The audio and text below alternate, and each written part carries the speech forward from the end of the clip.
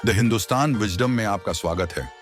आज हम महाभारत की सबसे दिलचस्प और दुखद कहानियों में गहराई से उतर रहे हैं। अश्वत्थामा का श्राप। अब अगर आप महाभारत से परिचित हैं तो आप जानते होंगे कि द्रोण के पुत्र अश्वत्थामा एक भयंकर योद्धा और कौरवों के वफादार सहयोगी थे। लेकिन युद्ध के अंतिम दिनों में उनके कार्यों, विशेष रूप से द्रौपदी के सोते हुए बेटों और अन्य योद्धाओं की क्रूर हत्या ने घटनाओं की एक ऐसी श्रृंखला शुरू कर दी जो उन्हें हमेशा के लिए परेशान कर देगी।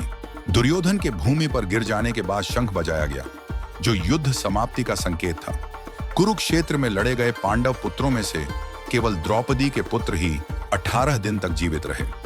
उस रात कृष्ण के सुझाव के अनुसार पांडवों ने कौरव शिविर में विश्राम किया। द्रौपदी के पुत्र और पांचाल के बचे हुए योद्धा, जिनमें धृष्टद्युम्न और शिखंडी भी शामिल थे, अपने शिविर में आराम कर रहे थे। युद्ध में कई करीबी और प्रियजन मारे गए, लेकिन कम से कम वे तनाव मुक्त हो गए, क्योंकि युद्ध समाप्त हो गया था और चैन की नींद सो सके।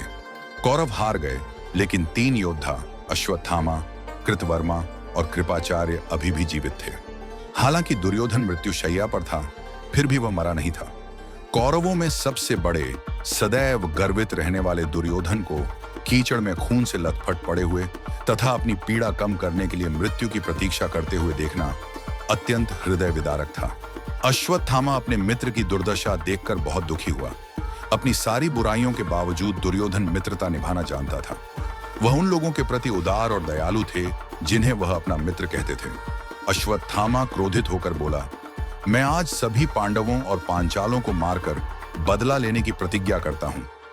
उनकी शपथ हस्तिनापुर के मरते हुए राजकुमार के लिए राहत थी।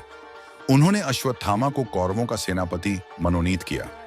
ऐसा नहीं था कि नेतृत्व करने के लिए कोई कौरव या सहयोगी बचे थे, बल्कि यह एक औपचारिकता थी, दुर्योधन की कृतज्ञता का प्रतीक था। तीनों योद्धा अपने शिविर में वापस नहीं लौट सके। इसके बजाय उन्होंने जंगल में रात बिताने का फैसला किया।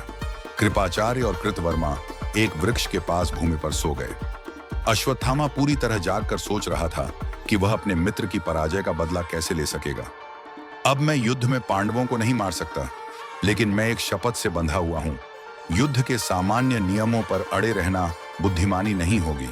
इस तरह तो मैं खुद ही अपनी जिंदगी खत्म कर लूंगा, उसने सोचा। तभी उसकी नजर पास के एक पेड़ पर पड़ी।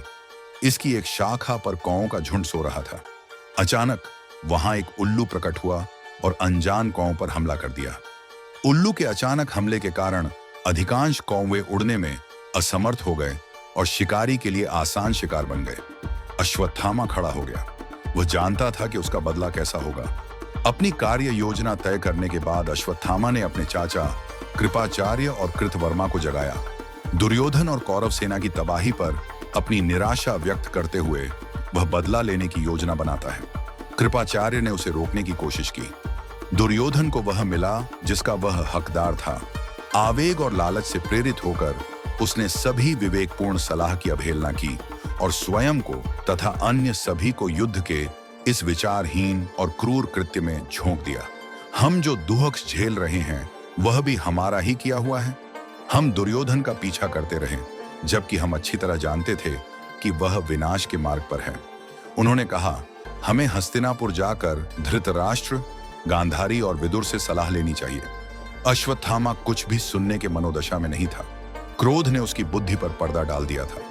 मैंने आज रात ही पांडवों और पांचालों को मार डालने का निर्णय लिया है, क्योंकि उस रात वे अपने शिविर में शांतिपूर्वक सो रहे होंगे। पांडवों ने युद्ध के दौरान छल का सहारा लिया। इसी तरह उन्होंने मेरे पिता द्रोण, कर्ण और यहां तक कि दुर्योधन को भी मार डाला। मैं कोई गलती नहीं कर रहा हूं, ऐसा कहकर अश्वत्थामा अपने रथ की ओर भागा। कृपाचार्य और कृतवर्मा भी उसके पीछे पीछे चले। दोनों पांडव शिविर की ओर बढ़े। शिविर में शांति थी। सैनिक और पहरेदार भी गहरी नींद में सो रहे थे और सोच रहे थे कि युद्ध खत्म हो गया है। अश्वत्थामा चुपके से तंबू में घुस गया और जो भी मिला उसे अपनी तलवार से मारना शुरू कर दिया। जिस प्रकार उल्लू के हमले से कौवे भयभीत हो गए, उसी प्रकार शिविर में उपस्थित योद्धा भी भयभीत हो गए। इससे पहले कि वे समझ पाते कि उन्हें क्या हुआ है, अश्वत्थामा के तेज प्रहार से उनकी गर्दनें कट गईं। उसने धृष्टद्युम्न, उत्तमौजस, युद्धामन्यु और उनके सेवकों को मार डाला। जो कुछ लोग भागने में सफल रहे उन्हें प्रवेश द्वार पर प्रतीक्षा कर रहे कृतवर्मा और कृपाचार्य ने मार डाला। इस शोर से शिखंडी और द्रौपदी के पुत्र चौंक कर जाग उठे। वे अपने शिविरों से बाहर आए और अश्वत्थामा पर बाणों की वर्षा करने लगे, मानो विनाश के देवता ने स्वयं अश्वत्थामा को उकसाया हो। अश्वत्थामा को रोका नहीं जा सका। एक के बाद एक द्रौपदी के पुत्र और शिखंडी अश्वत्थामा की तलवार की शक्ति से मारे गए।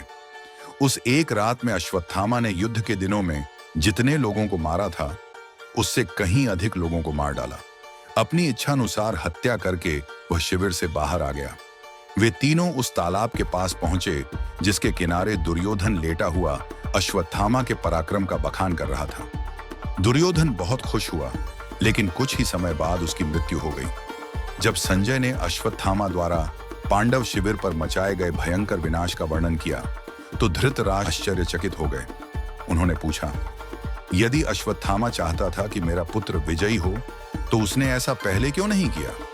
उसने अपने विरोधियों का नाश करने के लिए मेरे पुत्र के मरने का इंतजार क्यों किया? संजय ने उत्तर दिया, अश्वत्थामा अर्जुन, कृष्ण और सात्यकी से बहुत डरता था।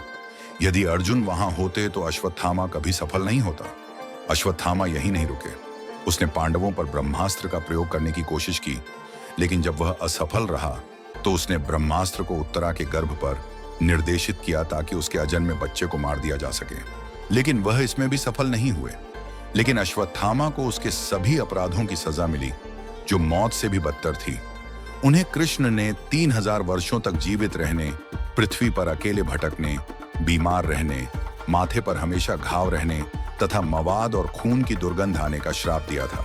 अश्वत्थामा और उसके श्राप की कहानी इस बात की सशक्त याद दिलाती है कि हमारे कार्यों के स्थायी परिणाम कैसे हो सकते हैं।